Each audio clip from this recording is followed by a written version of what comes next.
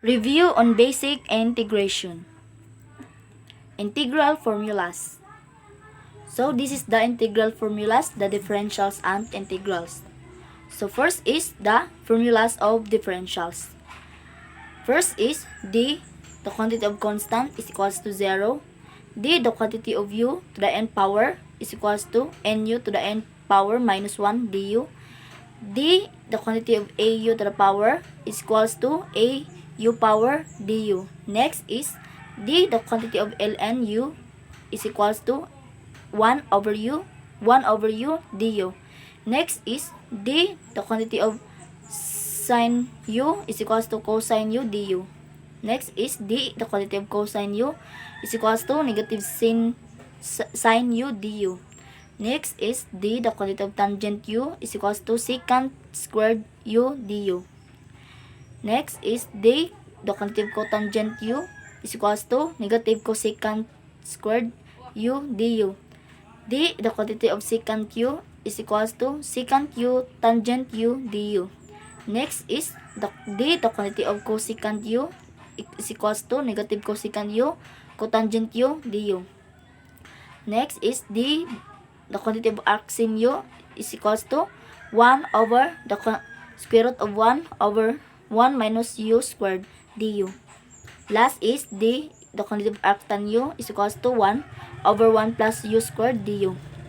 Next is the integrals. The integrals of u to the n power du is equal to u to the n power plus 1 over n plus 1. Next is the integral of au power du is equals to au power. The integral of 1 over u du is equals to ln u, the integral u.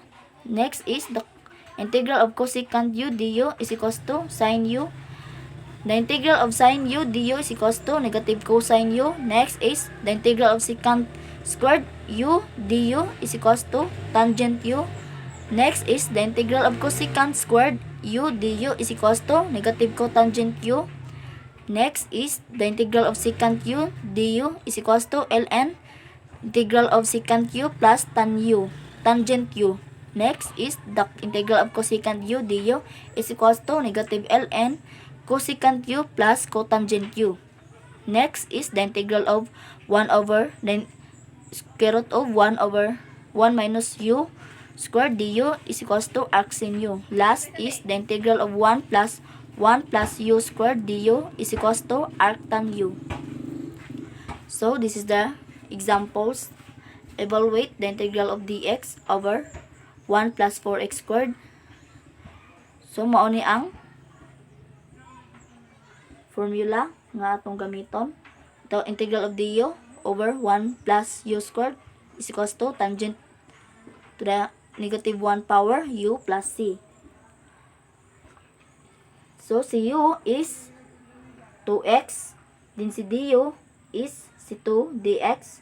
Si dx is equals to 1 over 2 du. So the integral of dx, so ang given is the integral of dx over 1 plus 4x squared is equals to, so the integral of dx 1 over 2 over, so 1 plus u squared. So si du is equals to dx 1 over 2, the integral of du over 1 plus u squared is equals to dx 1 over 2 tangent negative 1. So mao ni tangent negative 1 u plus c is equals to dx 1 over 2 tangent negative 1. So 2x plus c.